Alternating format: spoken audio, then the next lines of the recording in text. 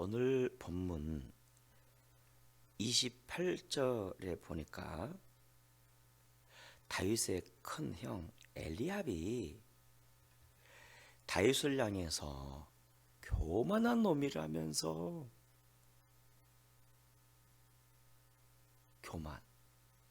교만한 놈이라면서 네가 이 전쟁을 구경하러 왔구나 화를 냅니다.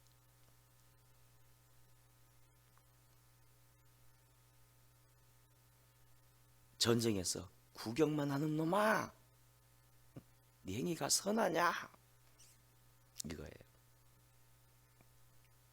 그런데 여러분, 사실은 누가 구경꾼일까? 누가 구경꾼일까? 다윗은 목동이었음에도 불구하고 그가 아버지 신분을 맡다가 상황을 보니까 와, 골리앗이 그냥 40일 동안 하나님과 이스라엘을 모독했을 때 그가 봤고 물어서 듣지 않았습니까? 40일 동안이나 하나님과 이스라엘을 모독했을 때 의분을 참지 못하고 내가 나가서 싸우겠다고 저 할례 받지 못한 자가 감히 누구를 모독한다면서 내가 나가겠다고. 그는 목동이었지만 자신이 나서겠다고.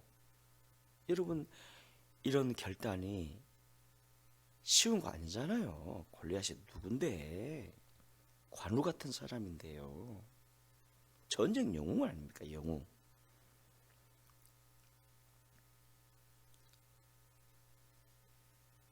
그럼에도 다윗을 향해서 이 교만하고 전쟁을 구경만 하는 놈아 했던 이 엘리압은 보세요, 군인 아닙니까? 군인. 세상에 자기는 군인이면서 40일 동안 골리앗이 외치는 소리 다 들었을 거 아니에요. 하나님을 모독하고 이스라엘을 모독한 그 말을 듣고도 싸우러 갔어야지. 군인이니까. 어느 영화에서 그런 대사가 있었죠. 꼭 싸움에 승산이 있어야 우리가 싸우냐?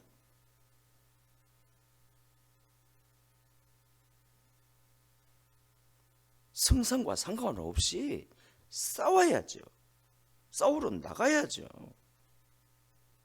비겁하게 자기가 구경만 해놓고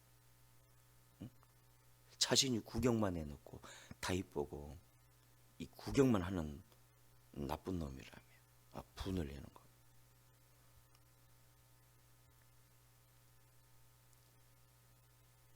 긴 세월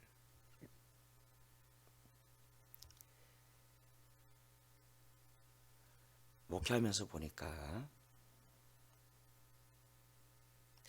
하나님의 공동체가 어떤 공격을 받을 때 두 종류의 사람들이 있더라고요. 첫째, 구경꾼과 두 번째, 어떻게 싸워야 할지 고민하며 기도하는 사람들.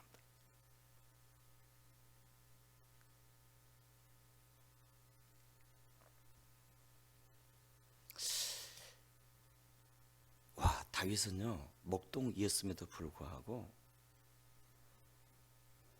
하나님을 모독한 그 골리앗을 향해서 도전합니다. 그와 싸우겠다고 용기를 보입니다. 그리고 하나님은 그런 거를 눈여겨 생각하시네요. 눈여겨. 그렇다면 다윗이 아니 자신이 뭐 상대나 되겠습니까? 응? 골리앗이 누군데 전쟁 영웅이라니까요.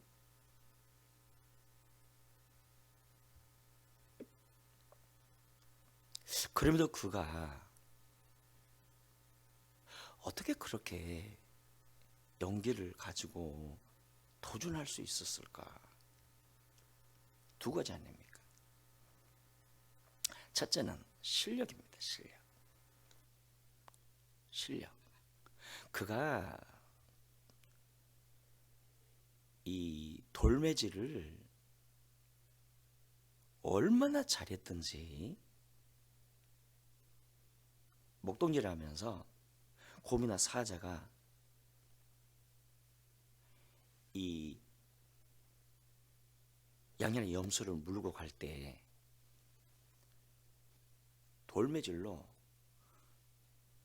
그것들을 맞췄던 거예요.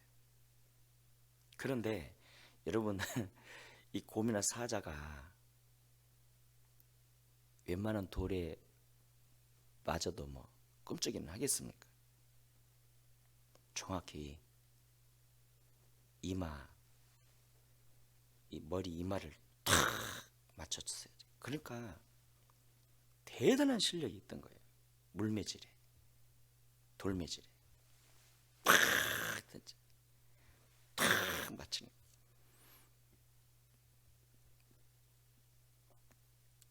여러분 이런 실력이 한두 달 연습해서 가능할까요? 긴 세월 훈련하고 또 훈련하고 그래서 평소 삶에서 곰도 잡아보고 사자도 막 꺾어보니까 그런 경험이 있으니까 골리앗도 해보겠다는 거예요. 자신 있다는 거예요. 실력이 있으니까 자신감이 있고 실력이 있는 거예요. 실력이. 그리고 두 번째, 믿음이 있었습니다. 하나님으로 싸우면 능히 이길 수 있다는 겁니다. 그리고 그는 하나님으로 싸울 줄 알았다는 거예요. 하나님으로. 여러분 믿는다고 다 하나님으로 싸울 줄 아는 거 아니에요. 믿음이 믿음이고요. 우리 하나님으로 싸울 줄 알아야 되는데 여러분 이 다윗은요 골리앗과 싸울 때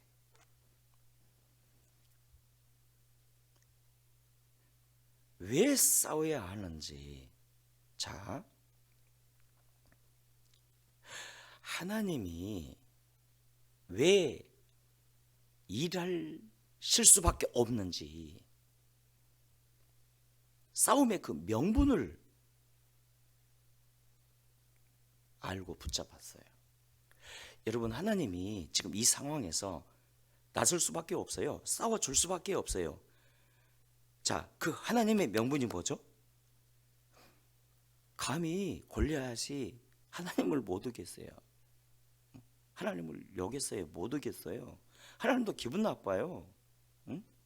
그러므로 누군가가 용기 가지고 나서주기만 하면 하나님이 나설 거예요. 싸워주실 거예요.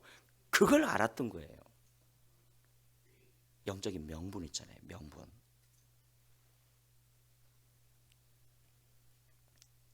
그래서 그는 나갔고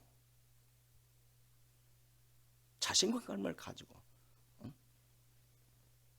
그를 향해 던질 돌을 돌주머니에 넣어가지고 이렇게 나가게 됐잖아요.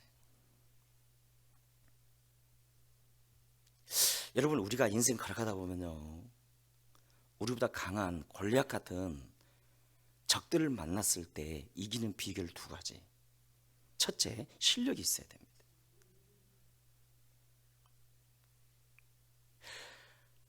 하나님이 내게 주신 달란트 있죠. 달란트. 그 은사들 있잖아요. 내가 잘하는 거, 잘하는 거. 이 달란트를요, 갈고 또 갈고 또 갈고 막 훈련하고 또 훈련하고 훈련해서요, 최고의 실력을 갖춰야 됩니다. 실력을. 그리고 두 번째, 하나님으로 싸울 수 있어야 돼요. 믿음이죠. 하나님으로 싸울 때는 무턱 믿습니다 하고 무리를 걸어가서는 안 된다고요. 믿습니다고 싸우는 게 아니라 그 상황에서 민첩하여 하나님이 싸울 수밖에 없는 영적 명분을 찾아야 돼요. 영적 명분을. 그 언젠가 우리 교회에 반역 사건이 일어났을 때 제가 부목사에 이렇게 말했습니다. 이보게, 이번 전쟁은 우리가 이겨. 왜요? 첫째,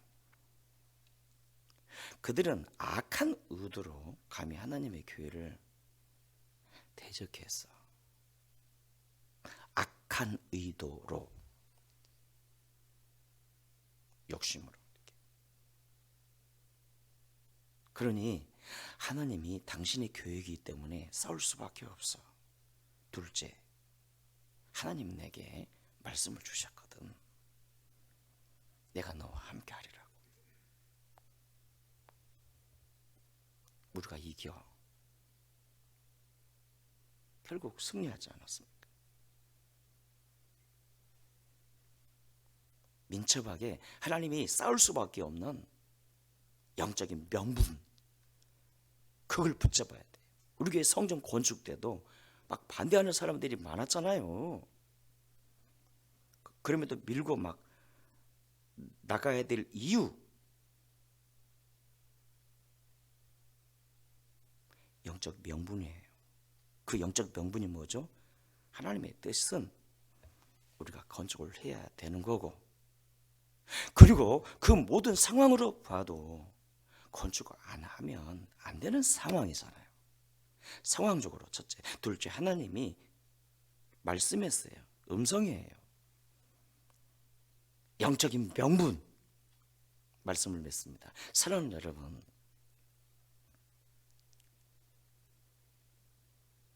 긴 세월 목회하다 보니까 막상 교회가 어떤 위기에 처해지고 어떤 적의 공격을 받게 되면요, 두 종류의 사람으로 이렇게 나눠집니다. 구경꾼.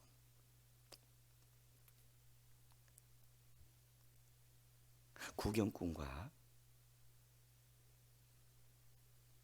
용기 있는 자로 어떻게 싸울까 고민하며 기도하는 사람.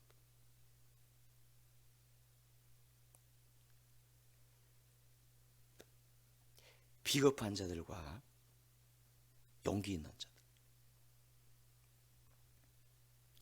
하나님은 그 용기 있는 자를 유심히 보십니다. 유심히 지켜보세요. 결코 속지 않으시는, 모든 것을 판단하시며 다윗의 이런 한 번의 바른 선택이요, 그의 평생을 하나님께 인정받는. 인생은 선택의 연속입니다. 너무 자꾸 섭리하지 마세요. 선택했을 때 그 선택을 따라 일하시는 하나님이지, 자꾸 쓸데없이 섭리 너무 앞세우지 마세요.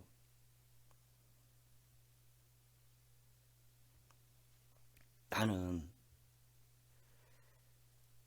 용기 있는 자인가 비겁한 자가, 하나님 앞에서 우리 자신 한번 물어보시면서 우리 함께 통성으로 기도하실 거예요.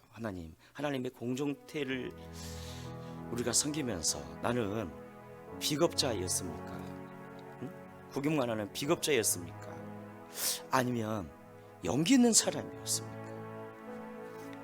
용기 있는 사람 되게 하여 주시옵소서. 우리 주여 주시고 통성으로 기도.